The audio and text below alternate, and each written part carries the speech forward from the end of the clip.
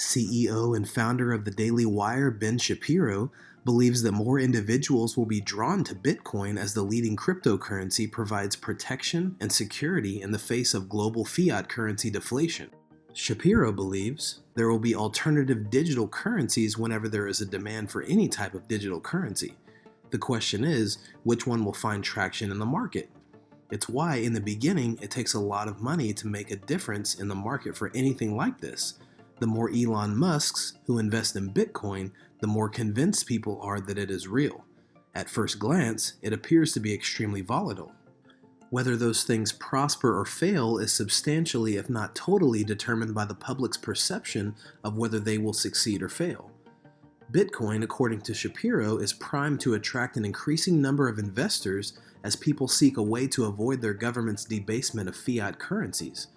Ben Shapiro says he believes more and more people will be drawn into Bitcoin as the leading cryptocurrency offers safety and security amid the global devaluation of fiat currencies. Welcome to Library of Wealth. If you enjoyed this video, please consider hitting the like button and subscribing for more content just like this. Let's get right into the video. Now, full disclosure, I own Bitcoin, I own Ethereum. I'm big advocates for both. I think that Bitcoin is excellent. I think that the possibility of a currency that is not under the centralized control of a government with its own political priorities, I think putting some of your money there is a good idea, which is why I own Bitcoin. I think Ethereum, which is attempting to cut down on the banking system's transaction costs by creating all sorts of innovative new ways to create a trustless financial system, that is a good thing. Understand that the innovation that Bitcoin represents and that a lot of decentralized finance represents is a way to cut out the middleman. The reason that you go to a bank is because banks verify your transactions, right? You know that when you put your money in a bank, the bank is going to be held accountable if the money is gone, right? So you trust the bank, which is why you put your money in the bank. But that also means massive transaction costs, because every time you run a credit card, the credit card company has to get in touch with the middleman then has to get in touch with the bank. There are like 7 or 8 companies involved in every credit card transaction, which is why it takes 2 or 3 days for a credit card transaction to actually clear. You know this if you own a business, that just because someone swiped the credit card, it doesn't mean the money is now in your account. Now the money has to go all the way through the system of verification in order for the money to reach your account. When it comes to international transactions, it can take like a week for an international transaction to clear. When it comes to decentralized finance, these transactions can clear like that very, very quickly. And in areas of the world, particularly impoverished areas of the world, where you don't have a good banking system, if you're in Afghanistan, you can't deposit your money in a bank account because there are no banks. What Bitcoin does, what decentralized finance allows, is for you to have that money digitally and transfer it digitally instantaneously. Shapiro goes on to say that worldwide this is a good thing and that costs of transactions will be cut through verifications on the blockchain. The history of these transactions are encoded and remain secure through stability in the transactional system. What attracts people to crypto is that it eliminates the bank and creates a trust-free system because of the blockchain. That's a very good thing for the world. And it cuts out a lot of the transaction costs in the middle. The way that it does this is through the blockchain, right? The blockchain is a way of verifying transactions because it basically has a history of every transaction that has happened with blockchain that verifies that these are real transactions because everything is encoded. And what blockchain does is it's a way, the way that you earn Bitcoin, for example, is by verifying transactions. When people talk about mining Bitcoin, it's not somebody on a computer with a pickaxe, right? What mining Bitcoin means is that you have an entire computer system that is essentially decrypting all sorts of transactions and verifying the transactions actually occurred. This is how you provide some sort of stability in the transactional system. Now, the drawback for Bitcoin or Ethereum or any of these other cryptocurrencies, if somebody were to get your password, they can take all of your money, right? Whereas that is not true with a bank. However, that just means make a better password, right? Don't be an idiot and don't use the same password for all of your stuff. And don't forget your password. The attraction of crypto is that it cuts out the banking system. The attraction of crypto is that it creates a trustless system in which you don't have to trust the person that you're transacting with, and you also don't have to trust a bank to keep your money, right? The blockchain itself is the trust because it is verified, right? The other attraction of cryptocurrency is the elimination of a centralized government, which in turn eliminates inflation of that currency. You aren't buying a value that is subject to injections of currency into the system, which to most makes it more attractive. Then you have stable coins, which even though connected to the value of the dollar, also cut out transaction costs. Okay, that is the attraction of it.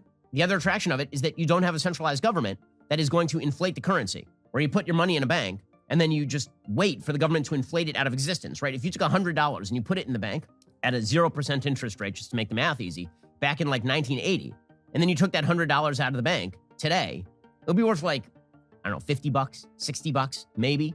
Okay, so like the inflation rates eat away at savings. This is not true with Bitcoin. Right? When you buy Bitcoin or any other form of crypto that is worth its salt, then what you are actually doing is you are buying a value that is not dependent on infusions of money into the system. Right? So that is the attraction of Bitcoin. And then there are things called stable coins, which are pegged to, for example, the value of the United States dollar. Right? So you can buy a digital form of currency that cuts out the transaction costs and is pegged to the price of the dollar.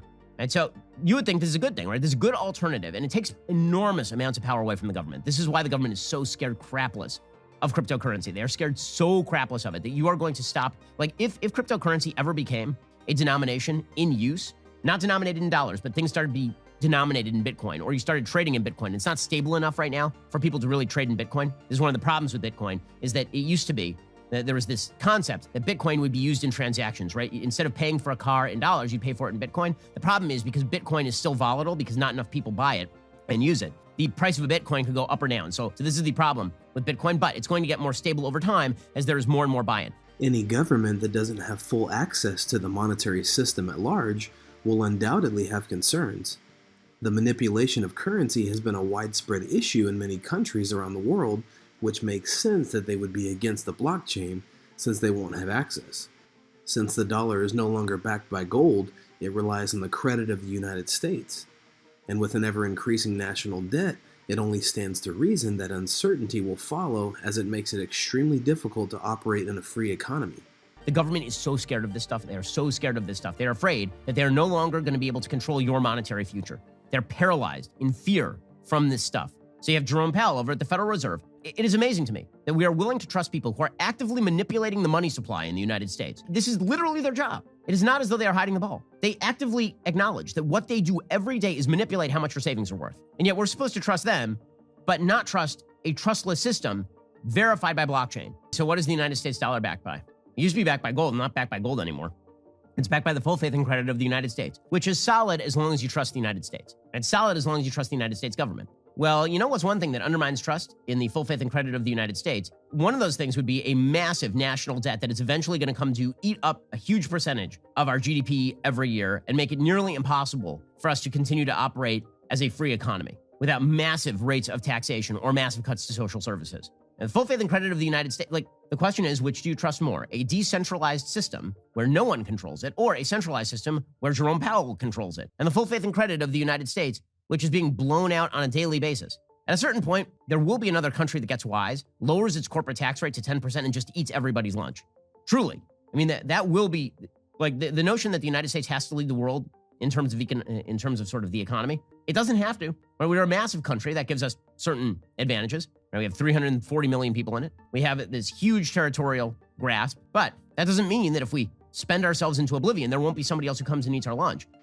It's possible that in the future, the most volatile types of currency will come from centralized governments with a stake in the outcome, rather than from a decentralized collection of people who just want to engage in transactions that maintain their worth. What do you think about Shapiro's take on cryptocurrency in the market today? Comment down below. And catch the full video, link is in the description. Don't forget to like and subscribe. This is Library of Wealth. We'll see you in the next video.